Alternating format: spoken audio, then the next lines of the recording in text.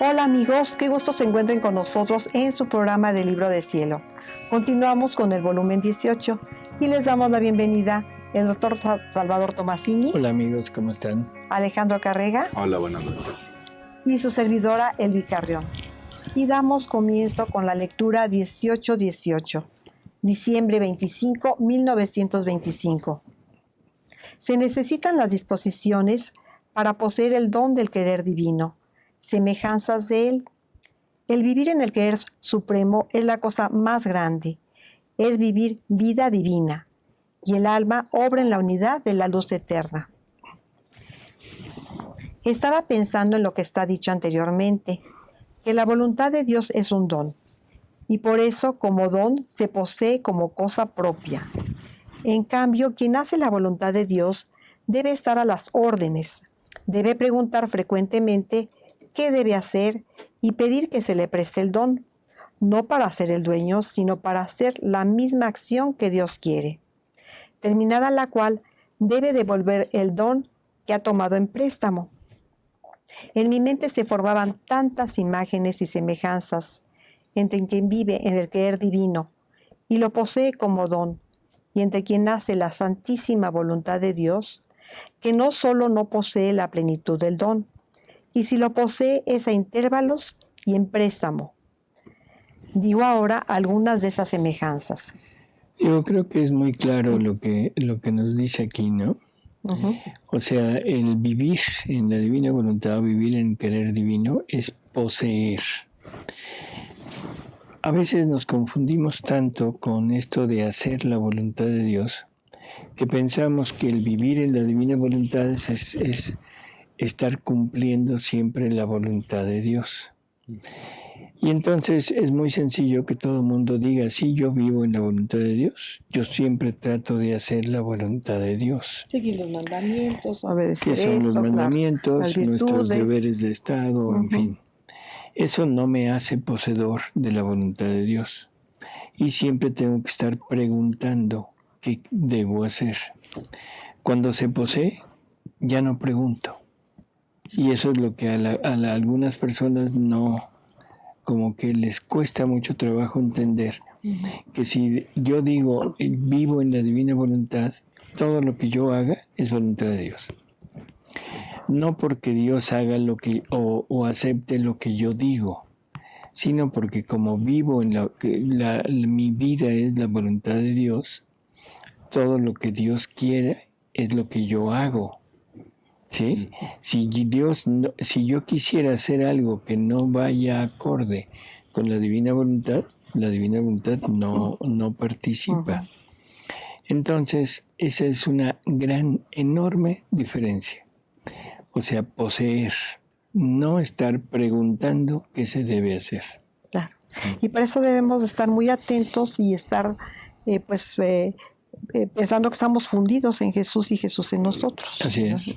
Siempre, ese es el punto. Muy bien. Supongamos que tuviese una moneda de oro que tuviera la virtud de hacer surgir cuantas monedas yo quisiera. Oh, cuán rica me podría hacer con este don. En cambio otro lo recibe en préstamo este don por una hora para realizar una acción suya y devolverlo de inmediato. ¿Qué diferencia entre mi riqueza por el don que poseo y entre la de quien lo recibe en préstamo? O bien, si tuviera en don una luz que no se apaga jamás, así que de noche o de día, yo estoy al seguro. Tengo siempre el bien de ver esta luz que nadie me puede quitar. Se hace conmigo como con natural y me hace conocer el bien para hacerlo y el mal para rehuirlo. Así que con esta luz, dada a mí en don, yo me río de todos, del mundo, del enemigo, de mis pasiones y hasta de mí misma. Por tanto, esta luz es para mí fuente perenne de felicidad. Está sin armas y me defiende, es sin voz y me enseña, es sin manos ni pies y dirige mi camino, y se hace guía segura para llevarme al cielo. En cambio, otra persona cuando siente la necesidad debe ir a pedir esta luz, pues no la tiene a su disposición, y habituada a no ver siempre junto con la luz, no posee el conocimiento del bien y del mal y no tiene fuerza suficiente para hacer siempre el bien y evitar el mal. Entonces, no poseyendo la luz encendida continuamente, ¿en cuántos engaños, peligros y caminos sinuosos no se encuentra? ¿Qué diferencia entre quien la posee como don suyo esta luz y entre quien la debe ir a pedir cuando la necesita? Ahora, mientras mi mente se perdía en tantas semejanzas, decía entre mí, así que el vivir en la voluntad de Dios es poseer la voluntad de Dios, y esto es un don. Por tanto, si la bondad de Dios no se complace en darlo, ¿qué puede hacer la pobre criatura? En ese momento mi amable Jesús se ha movido en mi interior, como estrechándome toda a Él, y me ha dicho: Hija mía, es verdad que el vivir en mi querer es un don, y es el poseer el don más grande, pero este don que contiene valor infinito, que es moneda que surge a cada instante, que es luz que nunca se apaga, que es sol que jamás tiene ocaso, que pone al alma en su lugar establecido por Dios en el orden divino, y por lo tanto toma su lugar de honor y de soberanía en la creación, no se da sino a quien está dispuesto, a quien no debe hacer despilfarro, a quien debe estimarlo tanto y amarlo más que la propia vida. Yo creo que esto necesitamos puntualizarlo, ¿no? O sea, este don Dios no lo da a menos que cumplas estos requisitos, ¿no? Sí. O sea, a quien está dispuesto primero, a quien no debe hacer despilfarro y a quien debe estimarlo tanto y amarlo más que la propia vida. Y es más, debe estar pronto a sacrificar la propia vida para hacer que este don tenga la supremacía sobre todo. Ahí está el grave problema, ¿no? O sea, ese desapego, ese vaciarnos de todo lo que Jesús nos pide, es como el punto, el talón de Aquiles de esta espiritualidad, ¿no? Porque nunca hemos tenido esta necesidad de vaciarnos de todo y por lo tanto nos da mucho miedo.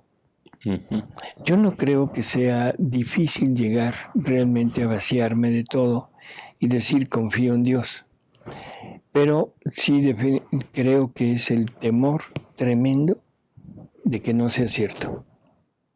El temor de que Dios me vaya a fallar. La desconfianza. La desconfianza. Porque decimos, bueno, me quito todo, pero ¿y ahora yo con qué me quedo? ¿Sí? Sí, porque nuestras cosas ahorita aquí dependen de nosotros, de lo que vayamos haciendo. Así es. Sí. Y lo tienes palpable, sí, ¿no? Y uno trabaja y le pagan y con eso tiene para comprar comida, para Así comprar cosas. Y de otra forma puede soltarse como globo y que todo lo haga él. Como globo. Y decir, y si no me voltea a ver cuando si no anda por aquí en el momento que me dé hambre. Así es. O sea, como que si no se acuerda de mí. Sí. Y eso se lo dice a Luisa desde el libro 1. Porque le dice, de hoy en adelante vivirás estando, no me acuerdo la palabra, pero es atenida a lo que te viene dado. Sí. O sea, sin desear nada, sin querer nada. Qué difícil es no desear. Sí. Es como, bueno, también puede ser esto como cuando los pajaritos están empezando a volar. Y yo creo que la mamá pajarita les va a decir, ándale, suéltate, aviéntate. Y pues les va a dar mucho miedo. Pero una vez que se animan y van volando, dicen, ¿cómo no lo había hecho antes? ¿Verdad? Así es esto, ¿no? Tenemos temor de aventarnos, de qué va a pasar, me voy a caer, o que no es a mi apoyo mío. No es un apoyo material, que ese es el problema. No lo vemos, no lo percibimos con los sentidos. Entonces nos da mucho temor de que sea irreal. Y ese es el gravísimo problema. Cuando realmente el alma se decide y se lanza, ahí es cuando Dios empieza a actuar Y es cuando empezamos a ver los resultados de esa decisión. Y vemos que las promesas de Jesús son verídicas, son ciertas. Sí. Pero para llegar a eso, qué trabajo nos cuesta. Sí. Soltar todo lo que tenemos. Así es. Yo a veces lo he comparado con el ejemplo que a veces pongo. Llegamos a un balneario, a una alberca de esas techadas, pero está todo apagado, no se ve nada. Nos suben al trampolín de 10 metros, te vendan los ojos, te acercan a la orilla y oyes una voz abajo que te dice, aviéntate. Sí. Y dice uno, pero que aviéntate, ¿qué es eso? ¿No? Y aviéntate. Mira, yo soy Jesús, aquí te cacho. Perdón, Jesús, ¿qué? O sea, es un totalmente desprenderte de ti, y ahí se cumple esto. Tener más aprecio por el don que por tu vida. Ajá.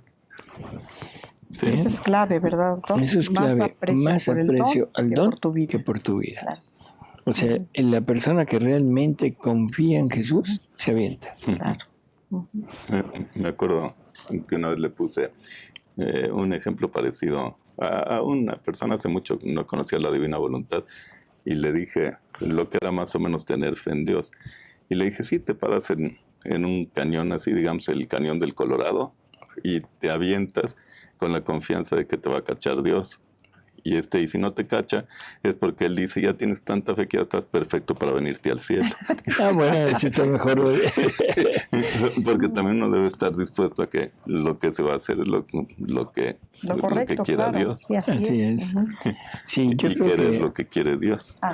Yo creo que ese tener confianza en Dios es cuestión de fe, ¿no? Totalmente de fe. Y de conocimiento, en el sentido de que lo vayas conociendo y vayas creyendo lo que te va diciendo, ¿no? E irlo amando más y más, que ya, entonces esa confianza ya llega solita, ¿no? Así es.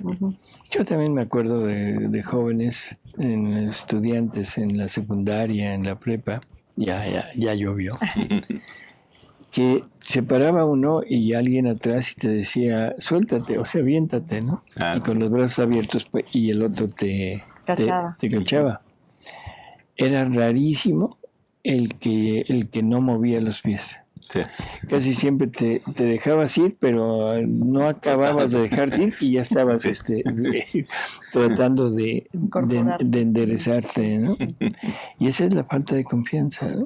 Pero en fin, vamos a seguir. Luego, también aquí Jesús nos está poniendo como una muestra de lo que es manejar la divina voluntad. Bueno, es lo que yo veo, porque Luisa empieza poniendo un ejemplo que es como las monedas de oro, y luego otro ejemplo que es como la luz, y son los mismos ejemplos que pone Jesús después. O sea, como que están en el mismo canal. O sea, es tener algo que te va a servir para todo y se va a multiplicar, ¿no? Ojalá tuviéramos una moneda de esas. Sí. Que se multiplique. Claro. Y ese es el don de la divina voluntad. Es un don que no se termina, es un don que lo tienes como propio y que puedes estar tomando y tomando y tomando y tomando y jamás se acaba. Claro. Sí. Dice, es más, debe estar pronto a sacrificar la propia vida para hacer que este don de mi querer tenga la supremacía sobre todo y sea tenido en cuenta más que la propia vida. Más bien, su vida como una nada en comparación a él. Por eso, primero quiero ver que el alma quiere hacer en verdad mi voluntad y nunca la suya, pronta a cualquier sacrificio para hacer la mía. En todo lo que hace pedirme siempre, aun como préstamo, el don de mi querer. Entonces yo, cuando veo que nada hace sin el préstamo de mi querer, lo doy como don, porque con pedirlo y volver a pedirlo, ha formado el vacío en su alma, donde poner este don celestial. Y con haberse habituado a vivir con el préstamo de este alimento divino, ha perdido el gusto del propio querer, su paladar se ha ennoblecido y no se adaptará a los alimentos viles del propio yo. Por tanto, viéndose en posesión del don que ella tanto suspiraba, anhelaba y amaba, vivirá de la vida de aquel don, lo amará y lo tendrá en la estima que merece. ¿No condenarías tú a un hombre que, lleno de afecto pueril hacia un niño, solo para que le estuviese un poco en su compañía, entreteniéndose juntos, le diese un billete de 1,000, y el niño, no conociendo el valor, después de algunos momentos lo rompa en 1,000 pedazos? Pero si en cambio primero lo hace desear, luego le hace conocer el valor, después el bien que le puede hacer ese billete de 1,000, y luego se lo da, aquel niño no lo hará pedazos, sino que irá a guardarlo bajo llave, apreciando el don y amando más al donador. Tú alabarías a ese hombre que ha tenido la habilidad de hacer conocer el valor del billete al pequeño niño. Si esto hace el hombre, mucho más yo, que doy mis dones con sabiduría, con justicia y con verdadero amor. He aquí entonces la necesidad de las disposiciones, del conocimiento del don y de la estima y aprecio, y del amar al mismo don. Por eso, como precursor del don de mi voluntad que quiero hacer a la criatura, es el conocimiento de ella. El conocimiento prepara el camino, el conocimiento es como el contrato que quiero hacer del don que quiero dar. Y por cuanto más conocimiento envío al alma, tanto más es estimulada a desear el don y a solicitar al divino escritor que ponga la última firma, que el don es suyo y lo posee. Entonces... No, espérame. Yo creo que también, o sea, aquí necesitamos ir poco a poco, ¿no? Uh-huh. O sea, el hecho de que Jesús nos lo vaya dando de poco en poco. O sea, esto no es cuestión de decir, yo leo, quiero y ya estoy. Uh-huh. Hay que recordar, aquí entran mucho los grados de vivir en la divina voluntad. Jesús en alguna lectura en libros anteriores dice, si de verdad quieres vivir en mi voluntad, o sea, si de verdad, o sea, estás convencido y todo, lo quieres, está hecho. Y entonces uno dice, ya vivo en la divina voluntad, yo sí quiero estar. Efectivamente, ya vivimos en la divina voluntad. Pero hay un ejemplo que pone Jesús en que está un mar, el mar es su voluntad, y hay muchos elementos, muchas cositas flotando en el mar. Y dice, mira, el mar es mi voluntad y esas pequeñas como cositas que están flotando son las almas que viven en mi voluntad. Y de acuerdo a su disposición, de acuerdo a su entrega, unas se colocan en la superficie, otras un poco más abajo y otras se van hasta el fondo. O sea, vivir en la divina voluntad es muy sencillo, sí, pero el profundizar, el estar en ese sumergidos, el estar gozando de todos los bienes que esa voluntad contiene, eso no es de momento. Eso se va haciendo poco a poco y sobre todo cuando Jesús se convence de que en realidad queremos vivir ahí, de que en realidad no vamos a hacer uso más de nuestra voluntad humana sola sin la unión con la divina voluntad y que no importa lo que pase nos mantendremos firmes. Y casi siempre eso lo hace después de un tiempo, él dice prolijo, o sea, de un tiempo muy prolongado, en que se convence de que la criatura realmente sí está dispuesta y entonces se lo da. Eso es bellísimo, ¿no? Claro que sí. Así que no nos confundamos con que vivo en la divina voluntad porque ya lo quise y ya yo quiero vivir. Sí, sí vivimos, pero en determinadas, ¿cómo decir? Niveles, ¿no? Así es. Mejor superficialmente, pero tenemos que sumergirnos completamente, ¿no? Sí, no se trata de quedarnos en la superficie, bueno, se puede uno quedar en la superficie. Y eso ya para Dios es un gran don, es una criatura que hizo cosas para Él, que vivió dio luz a su vida en sus actos de vez en cuando, pero no hizo vida en él. Vamos a ver. Entonces, la señal de que quiero hacer don de mi querer en estos tiempos es el conocimiento de Él. Por eso, sé atenta en no dejar escapar nada de lo que te manifiesto sobre mi voluntad. Si quieres que yo ponga la última firma del don que suspiro dar a las criaturas. Esto es otra cosa muy, muy importante. O sea, el conocimiento necesitamos como definir qué es lo que Jesús quiere. Yo puedo leer y conocer que existe la divina voluntad, sí, pero el leer y conocer no me da la profundidad ni me da el entendimiento de lo que esa divina voluntad puede hacer en mí. Eso necesito yo irlo poco a poco programando a través del conocimiento. Entonces, entre más tiempo pasamos en la divina voluntad, entre más nos adentramos en la lectura, y no de una vez, sino de 2, de 3, de 20 veces todos los escritos, no vamos a tener prácticamente la conciencia de lo que podemos obtener y de lo que le podemos dar a Dios. Así que ese es otro punto importantísimo. No nos quedemos con poco, ¿no?, de conocimiento. Y otra cosa, cuando leemos, a veces tenemos gula, pero gula espiritual. Sí. Un día un sacerdote me dijo, eso yo nunca lo he oído. Dije, bueno, no importa, pero es gula espiritual en el sentido de que quiero más y más y más y más y más. Y cuando leemos, si yo leo más de 2, 3 lecturas cuando mucho, así seguidas, ya no entendí nada, se me borró.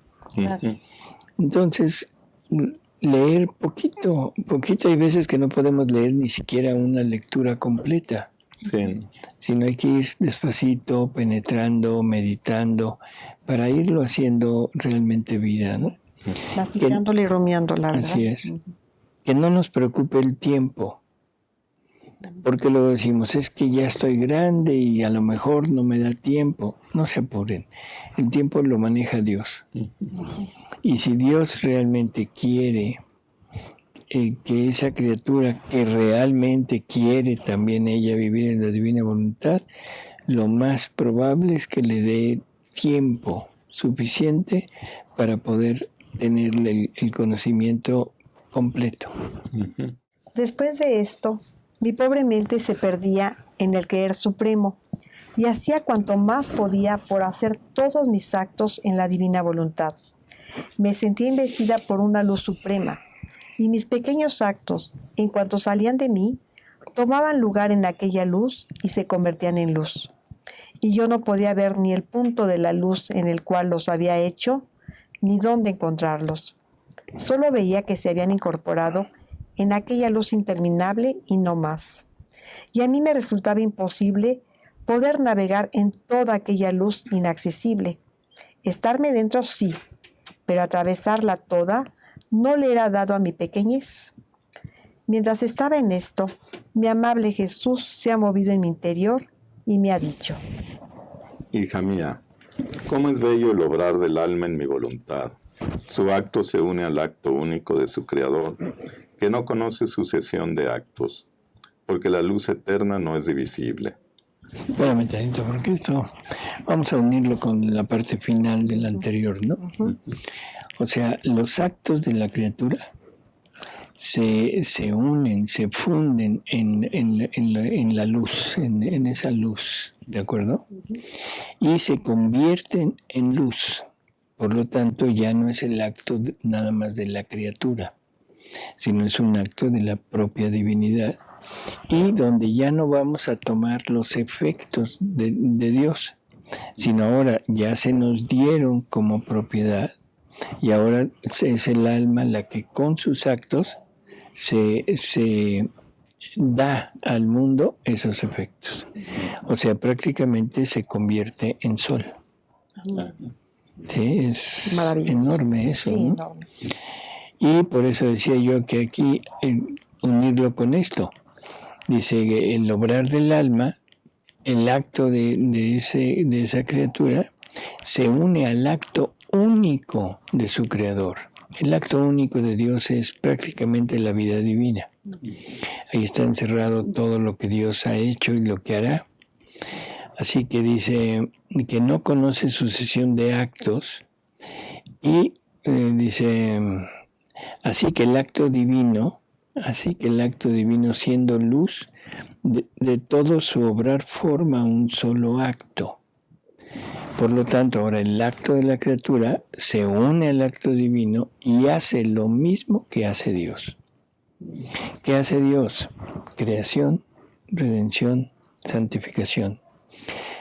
Todo lo que nosotros obtenemos, todos los bienes que existen tanto en el cielo como en la tierra salen de Dios. Ahora la criatura se une a eso y es como acto propio de la criatura el estar dando todo el bien que puede existir en la tierra y en el cielo. Se dice muy sencillo, se dice muy rápido. Sí. Espero que se entienda dentro de muchos años para poderlo captar con plenitud, ¿no? Sí. Y si se pudiera dividir lo que no puede ser, la parte dividida se volvería tinieblas. Uh-huh. Así que el acto divino, siendo luz, de todo su obrar forma un solo acto. Por eso el alma, obrando en la luz de mi querer, se une a aquel acto único de su Creador y toma lugar en el ámbito de la luz de la eternidad. Por eso no puedes verlos, ni en la parte de la luz donde los has hecho, ni donde se encuentran, porque la luz eterna de Dios para la criatura es intraspasable y no se puede abarcar toda. Pero ten por seguro que su acto está en aquella luz, el cual toma lugar en el pasado, en el presente y en el futuro. Mira el sol, siendo él imagen de la sombra de la luz divina, tiene en parte esta propiedad. Supón que tú obraras en el punto donde el sol expande su luz solar. Tú ves su luz delante, sobre y detrás de ti, a derecha e izquierda. Por eso, si tú quisieras ver cuál es la parte de la luz del sol que toda te circundaba, tú no la sabrías encontrar ni distinguir. Sabrías decir solo que su luz ciertamente estaba sobre ti. Ahora, aquella luz estaba desde el primer instante en que fue creado el sol, está y estará. Y si tu acto pudiera convertirse en luz solar como se convierte en luz divina, podrías encontrar tu partecita de luz y la luz que te ha sido dada por el sol para hacerte obrar. Claro que no, pero sabrías que de ti ha salido un acto que se ha incorporado en la luz del sol. Por eso digo que el vivir en el querer supremo es la cosa más grande, es el vivir vida divina. El celestial Creador, en cuanto ve al alma en su voluntad, la toma entre sus brazos y poniéndola en su seno, la hace obrar con sus mismas manos y con aquella potencia de aquel fiat con el cual fueron hechas todas las cosas. Hace descender sobre la criatura todos sus reflejos para darle la semejanza de su obrar. He ahí por qué el obrar de la criatura se vuelve luz y se une a aquel acto único de su Creador y se constituye gloria eterna y alabanza continua de su Creador. Por eso sea atenta y haz que el vivir en mi querer sea para ti tu todo, a fin de que jamás puedas descender de tu origen, es decir, del seno de tu Creador. Es increíble lo que es un acto en la divina voluntad, ¿verdad? Así es. Y como él dice, la criatura no lo puede ver, es intraspasable y no lo puede abarcar todo, o sea, no lo podemos ver físicamente, eso lo veremos ya después, ¿verdad? Pero ahorita no podemos ver esto. Así ni es. Dónde quedó, ni dónde está, ni... Y eso de que Dios nos dé su potencia para obrar y que en nuestro acto salga su potencia, Sí. es increíble, ¿no? Sale su potencia, su belleza, su simpleza, todo lo que Él es está saliendo ahora del acto de la criatura y hace el mismo camino, el mismo efecto que hace el acto divino saliendo desde Dios, desde la Trinidad. Uh-huh. No hay palabras, ¿no? No hay palabras. Como apretar un botón. Si uno tiene el celular y aprieta un botón, pasa lo que está programado con el celular, pero si picas ese mismo botón en otra máquina, que es la que lanza bombas atómicas, lanzas una bomba atómica con apretar un botón. Con el mismo apretar un botón. Así es. Y aquí es una belleza como una bomba atómica, o sea, es un bien que traspasa, llega. Yo creo que más que una bomba atómica. Como un instrumento atómico para el bien, digamos. Claro. Así es. Para que no suene feo, porque la otra es de destrucción. No, pero es para... No, pero para esto es real, ¿no? O sea, es todo un arma inmensa, de una inmensa potencia. Del bien.